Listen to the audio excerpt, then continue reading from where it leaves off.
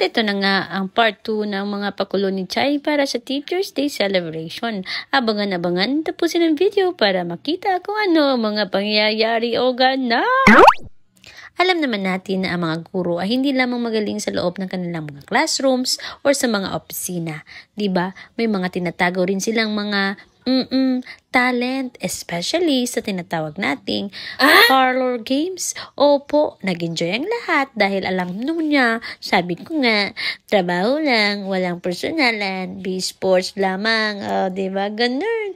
Kaya tingnan ninyo, may mga pa-balloon race tayo na pinagawa sa kanila at talaga namang na-energize sila, yung mga cells nila nag-work during that time, o mga muscles ba? Charas! At syempre, hindi mawawala na merong mananalo at matatalo sa mga palaro.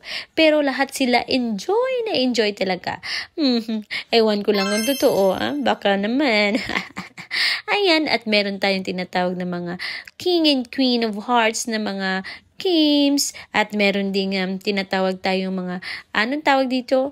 Akyat bahay games, mga ganyan ang tawag, no? Depende sa inyo kung anong gusto ninyong tawag. Pakulo-kulo lang ba? And then, meron din tayong sack race with a twist, no? Na may mga hawak na balloon. Ayan, tingnan ninyo si Tita Zea. O, diba? Bongga, Tita Zea, go, go, go! Ayan. Tingnan ninyo.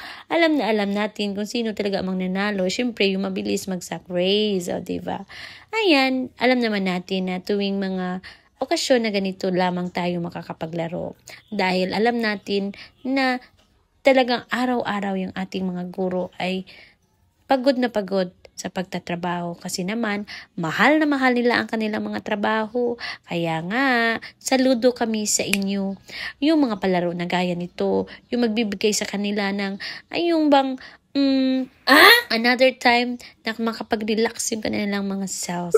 Diba? Salamat sa ating mga guro na kung saan very talented at sports. Ayan, may nanalo na. Diba?